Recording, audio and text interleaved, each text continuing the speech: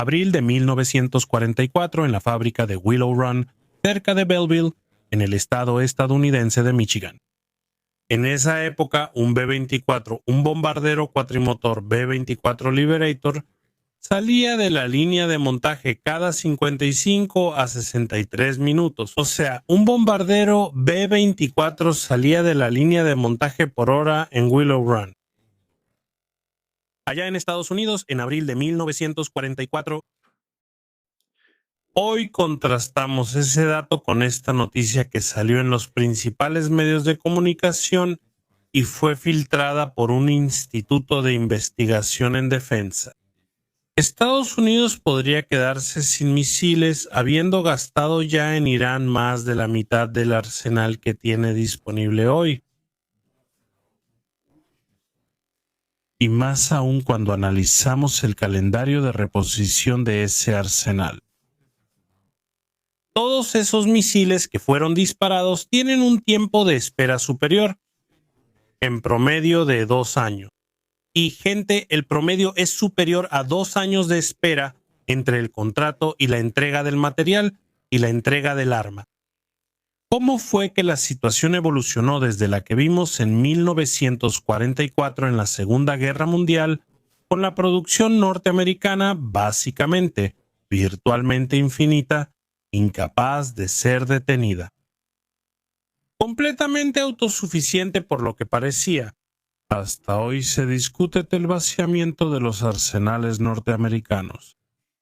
En ese entonces, uno de esos B-24 que producía Willow Run costaba casi $1,000 entre $297,000 y $300,000 por unidad. Ese valor actualizado por la inflación de 2026 nos muestra que el mismo avión, el mismo bombardero cuatrimotor, valdría hoy $5,5 millones de dólares.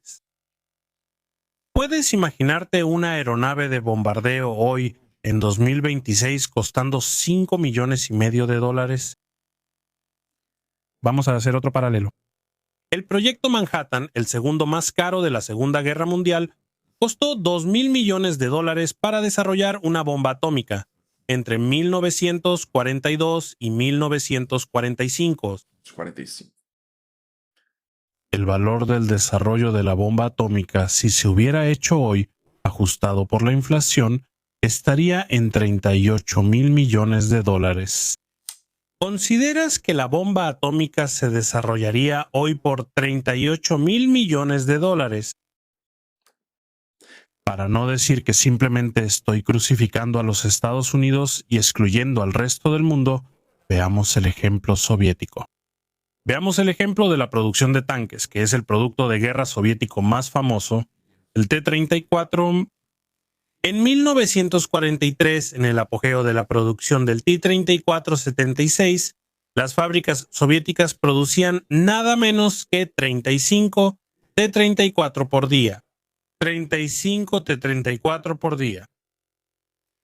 Rusia no logra producir 35 tanques al mes sumando todas sus fábricas. ¿Qué es lo que cambió tanto? En los últimos 80 años, el primer hecho que debemos considerar es que hace 80 años el mundo estaba en estado de guerra total. Entonces, toda la economía de esos dos países estaba dirigida hacia la guerra. Entonces, podemos entender, es comprensible que sí, el resultado económico, la producción económica del país iba a ser mayor que actualmente, en la cual los dos países están en guerra, pero no están en guerra.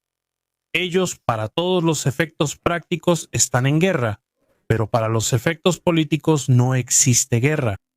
Existe una situación intermedia. Pero solo eso no explica la diferencia tan grande entre los números de producción y el costo del armamento de 1944 a 2026. ¿Qué es lo que explica de forma más sólida toda esa diferencia? La tecnología. La tecnología siempre es una ventaja táctica. Quien tiene más tecnología en el ámbito militar tiene la ventaja táctica. Esa ha sido una regla a lo largo de toda la existencia humana. Ustedes van a recordar.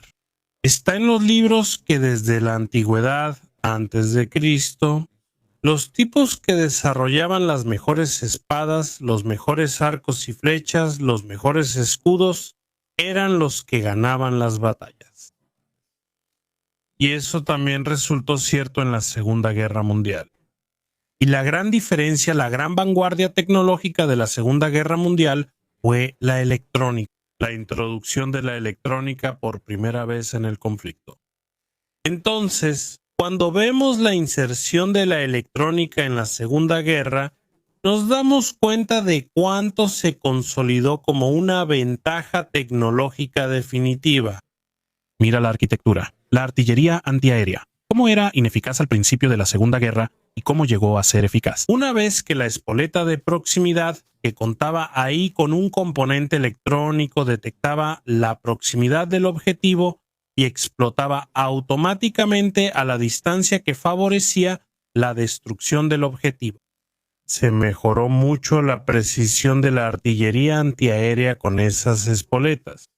Espoletas de proximidad. Puedes notar en las grabaciones claras de ataques kamikazes en 1944 y 1945 cómo los artilleros estadounidenses lograban derribar esos aviones con una facilidad relativamente grande. Y no ves ese tipo de resultado en grabaciones anteriores de combates navales con aeronaves atacando barcos. La eficiencia era mucho menor.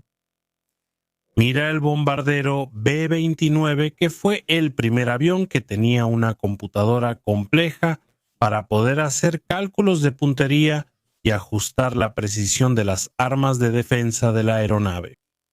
Y cómo los B-29 realmente podían mantenerse solos, sin escolta, yendo hacia Japón. Aunque los artilleros no tuvieran la cabeza afuera, literalmente mirando en línea recta hacia el objetivo, ellos miraban a través de un periscopio, cuya computadora acoplada apuntaba y ajustaba las ráfagas para mejorar la precisión contra el objetivo.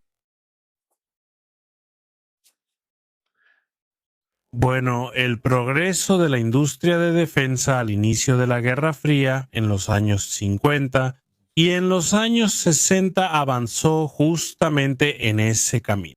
La priorización del poder aéreo, porque el poder aéreo demostró en la Segunda Guerra Mundial que fue la fuerza determinante para la resolución de los combates. Por lo tanto, la Fuerza Aérea de los Estados Unidos tenía una vanguardia tecnológica casi intocable en relación con otras potencias, incluso con las otras fuerzas. Y todo lo que se decía respecto a esas nuevas aeronaves correspondía, la mayoría de las veces al menos, a avances tecnológicos, ya fuera en la electrónica, en los materiales o en los propios explosivos. Cada nueva bomba se volvía más cara. Debido a esa mejora tecnológica, a esa carrera por la primacía tecnológica que promovió la Guerra Fría, y eso continuó en los años 50 y en los años 60 al mismo nivel.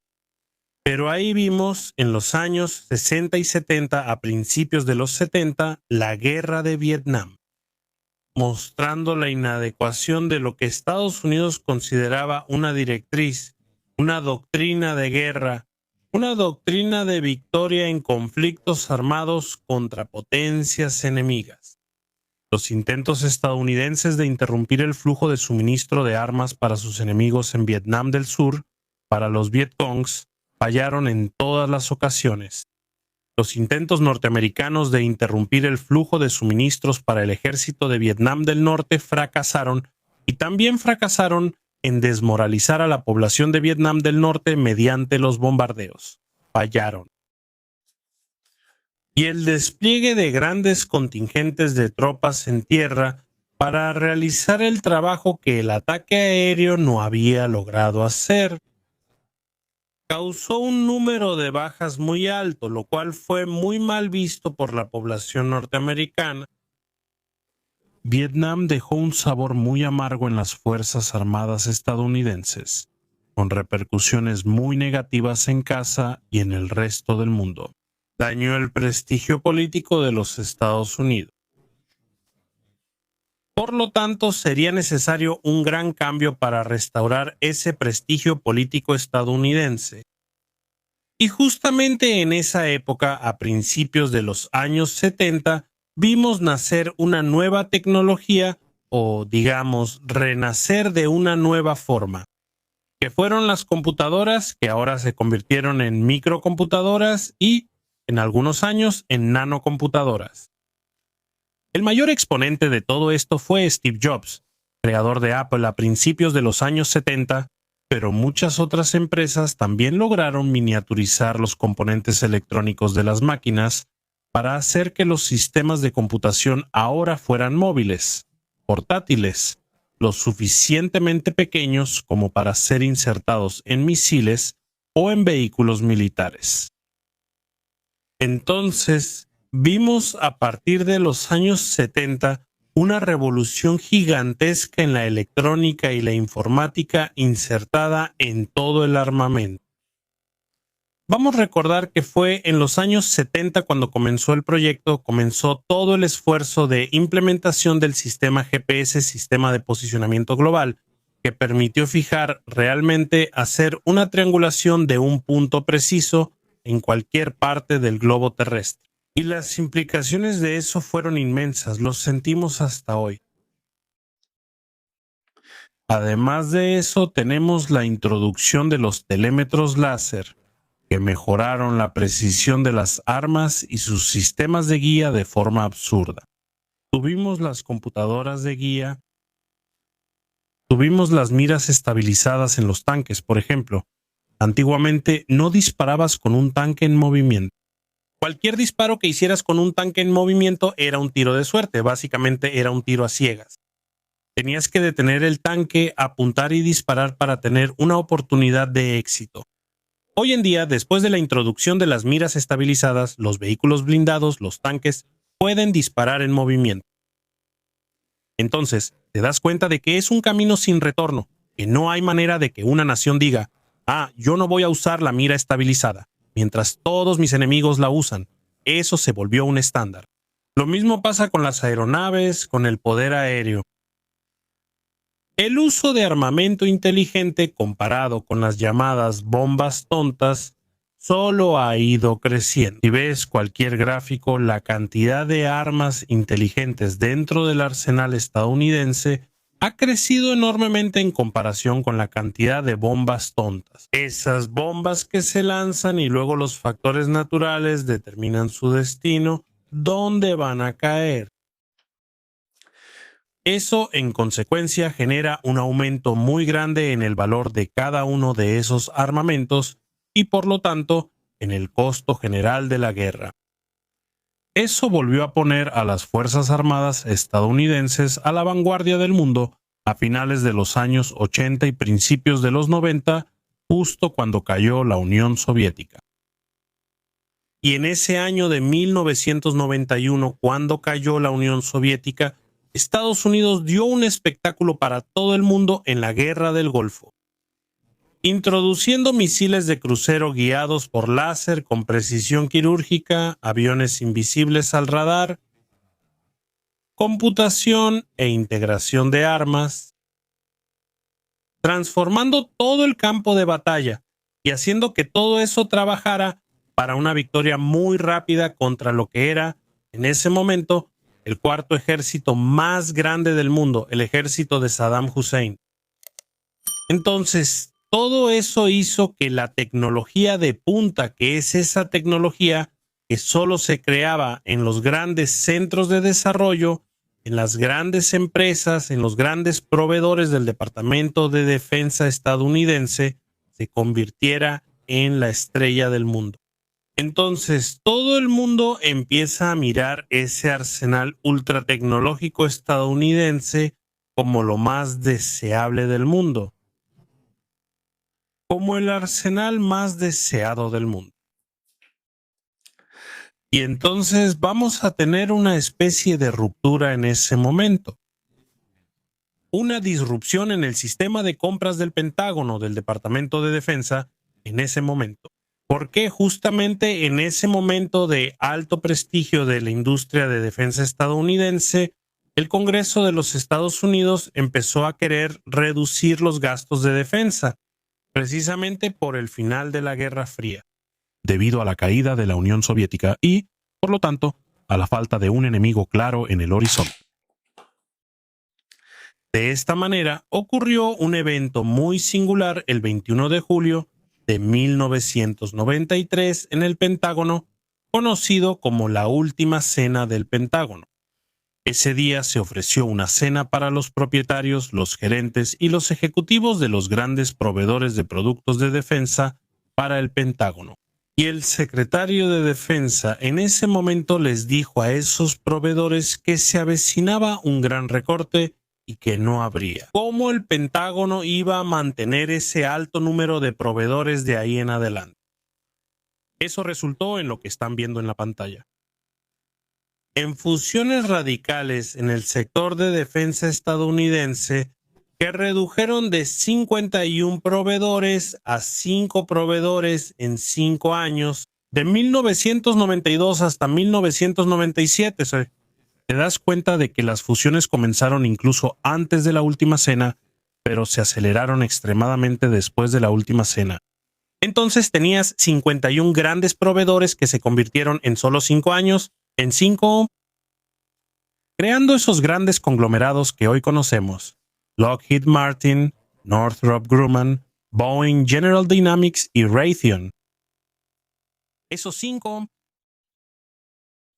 Entonces, hoy desde 1997 hasta la fecha, esos 5 grupos básicamente dominan el presupuesto del Pentágono. Entonces, el efecto de la Última Cena, que fue generado por una reducción esperada en el presupuesto de defensa, y realmente entre 1991 y 1997, 6, 7 por ahí. el presupuesto de defensa se redujo en un 15%. Uno se pregunta, oye, 15% no es tanto, ¿verdad? Realmente no es tan grave. Es grave, pero no es tan grave, no es desesperador, 15%. Solo que después de esa época, el presupuesto de defensa tuvo un repunte y subió de una manera que hasta nuestros días no ha bajado. Particularmente después del 11 de septiembre, el presupuesto de defensa despegó para nunca más aterrizar. ¿Y qué hizo que ese presupuesto hiciera Doom? Tan grande y en expansión continua, se volvió básicamente un rehén de esos grandes conglomerados industriales. El llamado lobby del sector de defensa norteamericano. El lobby del sector de defensa es un grupo de ejecutivos y políticos que trabajan con los diputados y senadores allá en Washington, para poder presionarlos siempre a votar a favor de la ampliación del presupuesto de defensa. ¿Por qué? Porque las cadenas logísticas de esos armamentos, de esos nuevos armamentos, ya sean misiles, aviones, barcos, tanques o fusiles, se han vuelto cada vez más complejas. Con el aumento del contenido tecnológico, ¿verdad?, del conjunto de nuevas tecnologías incorporadas en cada uno de esos sistemas. Entonces, un avión como el F-35, por ejemplo, básicamente se fabrica en los 50 estados norteamericanos. Un subsistema se fabrica en cada estado norteamericano, influyendo en las vidas de varios condados con empleos e inversiones directas que pueden perderse si el presupuesto de defensa no se amplía. Y claro que el diputado y el senador no quieren perder votos en su territorio, ¿verdad? En su territorio electoral ahí. Entonces, él siempre vota a favor de la ampliación. Vimos de nuevo este año que el presupuesto de defensa se amplió una vez más. Y ya es mayor que el presupuesto, si no me equivoco, de China, Rússia, Índia, y el de otras potencias juntos, que mantiene cerca de 800 bases repartidas por todo el mundo, Entonces vemos que esta cadena logística es cada vez más compleja porque cada nuevo lote de producción involucra más tecnología, más sensores, más computadoras, más integración de sistemas, haciendo que sean más precisos, pero extremadamente más caros. También hace que pues, el producto final sea mucho más caro, ¿no? Está el precio final de un F-35 hoy, de un portaaviones hoy, de un tanque, de un fusil, de un casco hoy. Los hace mucho más difíciles de producir y dependientes de una logística que involucra proveedores extranjeros. Particularmente China, que es la gran preocupación de Estados Unidos hoy en día. ¿No es así? Entonces, solo como ejemplo, el F-35, el Lightning II, el F-35 requiere en su producción 450 kilos, casi media tonelada por avión. 450 kilos de minerales de tierras raras. Y sabemos que China domina el 90% de las tierras raras, la minería y el procesamiento de tierras raras. Entonces, cada F-35 depende en gran medida de China para su fabricación. ¿Entiendes? Eso hizo que a principios de los años 2000 la guerra se volviera una actividad extremadamente cara, haciendo que algunas naciones, en realidad la mayoría de las naciones, no tengan un presupuesto alto, dependieran de sistemas antiguos, sistemas vintage, sistemas heredados de décadas pasadas, siempre intentando hacer una modernización de bajo costo, como, por ejemplo, nuestro propio país, aquí, Brasil. Pero también a principios de los años 2000 vamos a empezar a ver un choque entre esa tecnología de alta gama, que es esa tecnología que se desarrolla en Skunk Works de Lockheed Martin y otros centros de vanguardia en Estados Unidos y otras naciones, versus la tecnología de gama baja, que se produce básicamente en pequeños laboratorios, por individuos solos, solitarios, o por grupos de personas que se comunican únicamente a través de Internet. Então, La tecnología de gama baja hoy en día está desafiando a la de gama alta porque un escenario, un conjunto que yo diría que puede entenderse como una nueva revolución industrial, y mucha gente también lo entiende así, llegó y fue puesto a disposición de todo el mundo. Estas nuevas tecnologías, ¿qué son?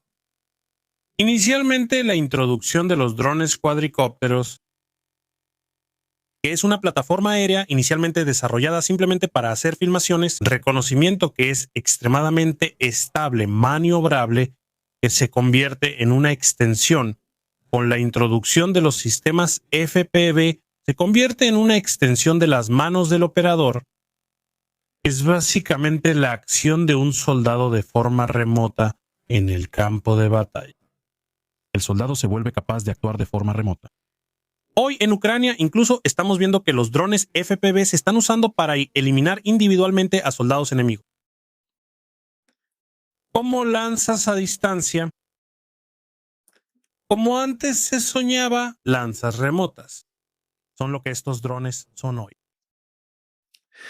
e Después de eso también tenemos los sistemas de posicionamiento global como GPS GLONASS, el Baidu, que si tienes uno bloqueado, usas el otro, que hacen que estas armas puedan ser muy precisas, alcanzando los niveles de precisión de aquellos sistemas de marcación láser o por satélite de principios de los años 90, los Tomahawks de los años 90. Hoy en día, un dron de pocos dólares tiene el mismo nivel de precisión. También tenemos la popularización, el crecimiento del suministro de componentes tecnológicos de catálogo. Literalmente puedes comprar módulos de GPS servos, servomotores y otros componentes de catálogo. Puedes comprar directamente de China porque son componentes comerciales, no son componentes de uso civil que hoy en día se consideran de uso dual. Cualquier persona puede hacer eso. Y ahí tienes la impresión 3D también. Pocos usan la impresión 3D o incluso para que todas las necesidades específicas de una persona puedan ser concretadas independientemente de una línea de montaje, de los costos de una línea de montaje. Todo esto creó soluciones baratas, como por ejemplo los drones kamikaze que entraron en nuestras vidas con los Shahed iraníes. Ya hasta expliqué por qué Irán optó por los Shahed, pero los Shahed hoy en día son copiados por Rusia, incluso por Estados Unidos y varios otros países. Entonces se volvieron algo común, una arma más en el arsenal, solo que una arma de bajo costo. Ahora, ¿quieres saber algo interesante? ¿Sabes quién fue el precursor de los drones kamikaze? ¿Sabes quién fue? Fueron los Estados Unidos. Un arma que tal vez no conozcas fue el AGM-136 Tacit Rainbow. Ese misil ahí, que en realidad no es un misil, es un dron kamikaze 136, propuesto en los años 80. En 1982 se propuso el Tacit Ramble y a lo largo de los años 80 fue desarrollado. Los prototipos salieron de la fábrica, fueron probados incluso para ser lanzados desde bombarderos B-52 y en 1991, después de que todo el programa de pruebas se completó y de que se invirtieron $4,000 millones en el Tacit Ramble, fue cancelado repentinamente. ¿Sabes cuánto costaba un Tacit Ramble? Alrededor de $200,000. Compara eso con el precio de un misil, compáralo con el precio de una aeronave. Estados Unidos fueron los precursores, pero cancelaron el Tacit Ramble a principios de los años 90. Después de gastar $4,000 millones. Entonces, comparamos esta situación con el constante aumento del presupuesto de defensa estadounidense, como ya mencioné, nuevamente en expansión. Pero la realidad de lidiar con este nuevo mundo de la guerra, en esta guerra barata que Irán acaba de demostrar. Y Ucrania también está demostrando ahora que puede hacer frente a los arsenales tradicionales, a los arsenales de la Guerra Fría. Está forzando un cambio de perspectiva allá en Estados Unidos, todavía bastante tímido, pero lo está forzando. Estamos viendo eso con la introducción de nuevos actores, nuevos proveedores de tecnología de defensa. Empresitas que surgieron hace menos de 10 años o tal vez tengan 15 años de existencias, que están ofreciendo productos ahora de bajo costo unitario o sistemas dedicados específicamente a cazar esos sistemas de bajo costo.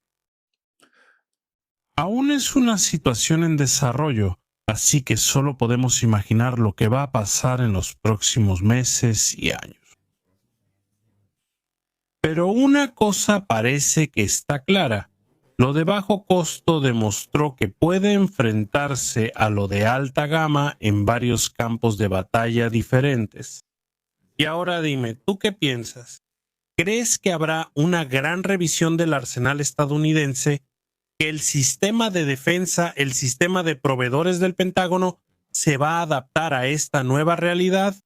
Cuéntanos aquí en los comentarios. Si te gustó este video, compártelo con tus amigos y también danos un like. No olvides suscribirte a Sala de Guerra para que no te pierdas nada. Yo me despido por ahora. Te lo agradezco tu audiencia y un fuerte abrazo desde la Sala de Guerra.